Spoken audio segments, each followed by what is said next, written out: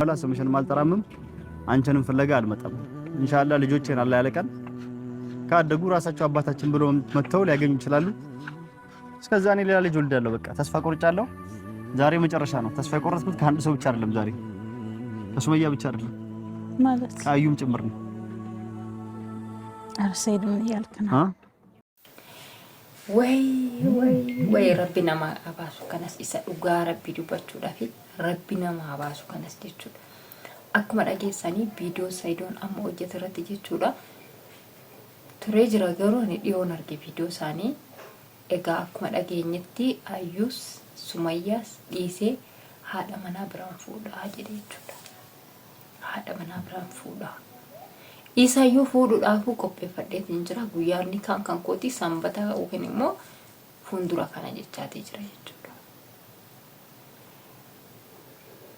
ani beek waan dubbadhee dhiisuu waliisaa wallaale. Nagaan isiniif haa ta'u akkam jirtu fayyaa qabdanii kabajamtoota hordoftoota koo an nagaan qabu galata rabbi. Egaa hundi keenya dhageenyee jirra jechuudha. Viidiyoo sana dhaggeeffattanii jirtanii afaan Oromoo irrattis afaan Amaariffaa irrattis gillakkiseeti ture jechuudha Saidoon. Erga gillakkisee akka sa'aatii 3 immoo waan akkasii ture jira.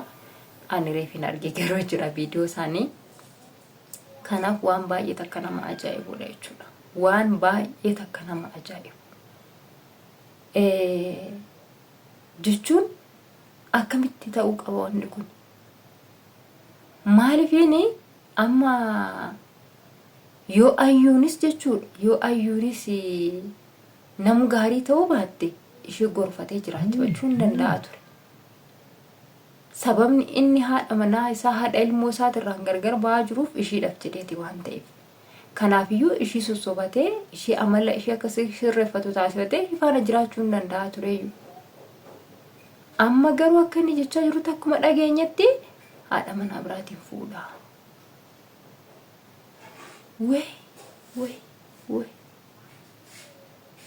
Way dhiira kanaa. Oggaa tokko keessatti oggaa guutee ergaayyuu fuudhee oggaan guunne bira.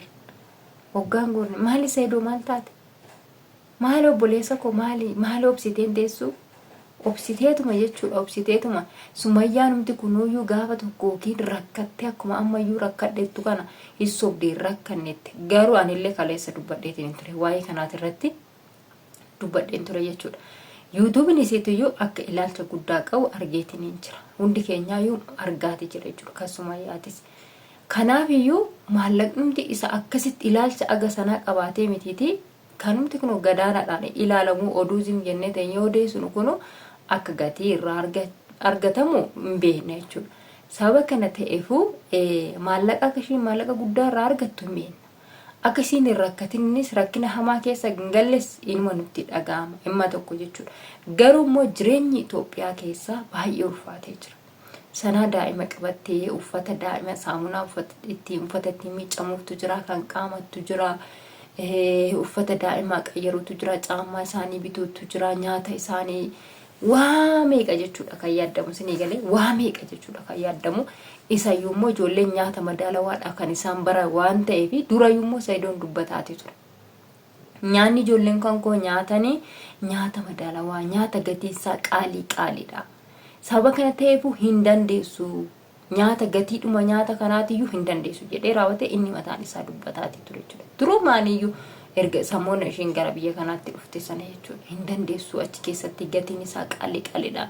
Nyaanni ijoolleen baranii jedhee raawwatee dubbataati ture. Sababa kana ta'eefuu biyya kana keessatti immoo nyaata gatiin qaalii bituudhaaf agam akka nama gaafatu warra beekutu beeka jechuudha. Isin galee mucaan kun rakkachuus dandeessi rakkachuus dhiisuu dandeessi nuti wanti nuti beeknu hin jiru. Haa ta'u malee immoo inni akka jechaa jirutti hin rakkannee rakkoo tokkoyyuu hin qabdu. YouTube irraa gatiin galaafii jira. Akkasuma immoo YouTube gurguraatii jirti. YouTube jaratti YouTube ishee jalatti kan isheen akka beeksisaatti gochaatii jirtu yookiin immoo beeksisaa jirtu suni gaafa inni seera isaa guuttate hin gurgurti. YouTube sun yeroo gurguramu YouTube tokko gara 30 gara 20 kanatti gurgurama. Kuniyyuu isheedhaaf gargaarsa guddaa ta'a. miidhama tokko iyyuu hin qabdu rakkina tokko iyyuu hin qabdu yaaduma maqaa na balleessuudhaaf maleedha jedhee raawwateeti dubbataati jira jechuudha. Akkuma beekamu maallaqa itti yeroo sana waan hunda isaa gurguree makiinaa kan gurguree makiinaa kan biteef illee gurguree kan duraan illee akka jirutti birrii gara isiitti ergeeti ture. Akkuma beekamu hundi keenya hin beekne jechuudha. Akkasuma maallaqa innaa achi biyyarraa isa isee biraa nagaadhumaan innaa deemee dhufe sana maallaqa akka akkaawuntii irratti gatee fi dhufe isiinis himtee jirti nutis immoo dhageenyee jirra jechuudha. Inni illee dubbatee tura isiin illee immoo maallaqa akkaawuntii irra jiru hunduma isaayyuu fixeera kan jettu dubbatteeti turte jechuudha. Kanaaf iyyuu egaa manas birrii manas kaffalattee jirti. Kana kanatti yoo farkaa fixee maatii biras deemtee jirti. Maatii bira yeroo deemanuu maallaqa qalaalii nama hin gaafatu. Tiraansportiidhaan asii achi deemu maatiidhaan wantoota tokko bituuf jira. Obboleessaaf jedhu obboleettiidhaaf jedhu haadha jedhu maaluma abbaadhaaf jedhu maali egaa yeroo warra isaarratti hoolaa bittee daabboo tolfattee dhatte akkuma argine hundi keenyayyuu sababa kana ta'eefu mucaan kun dhabuus dandeessi akkuma inni jedhee immoo qabaachuus dandeessi jechuudha.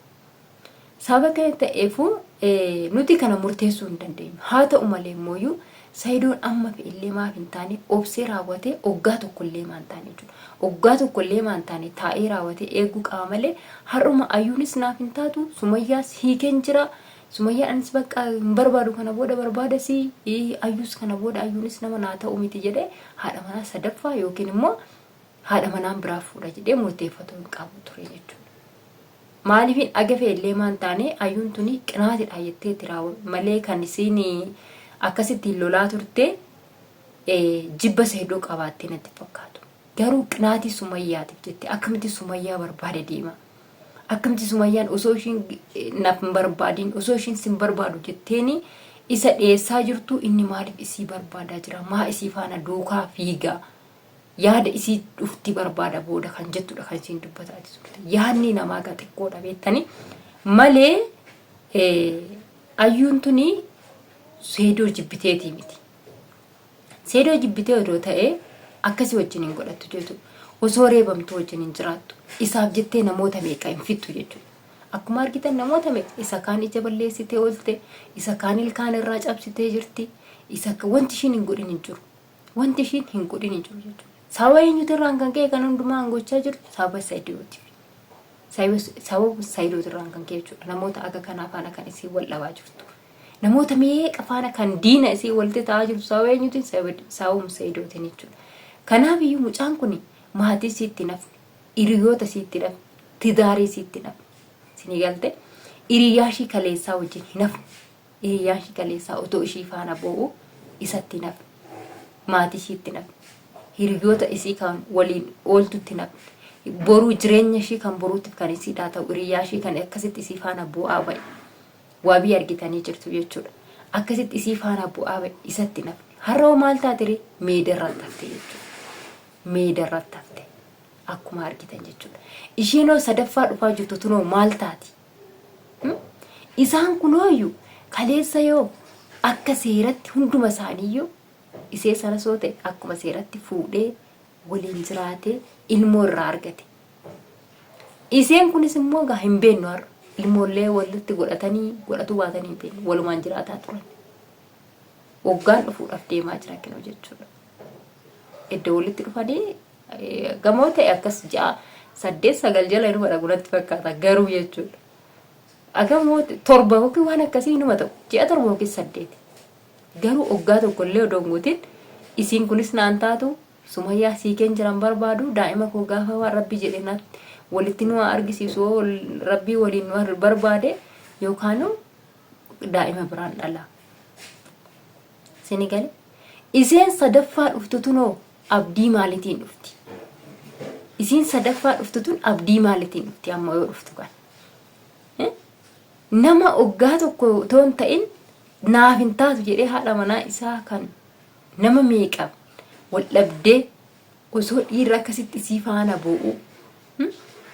Osoo akkasitti isii faana boo'u hiriyoota sii meeqa wal dhabdee isaaf jette har'a gatee naaf hin taatu jedhee ilmoo isaas gatee bakka ilmoo biraan godhadha oo isaanis narra argachuu baadde jedhee yeroo gabaabaa keessatti jechuudha yeroo gabaabaa keessatti murtii dhumaa kana fudhate maal jettee raawwatte isiin sadaffaan kun arraan nikaa godhachuudhaaf dhufti.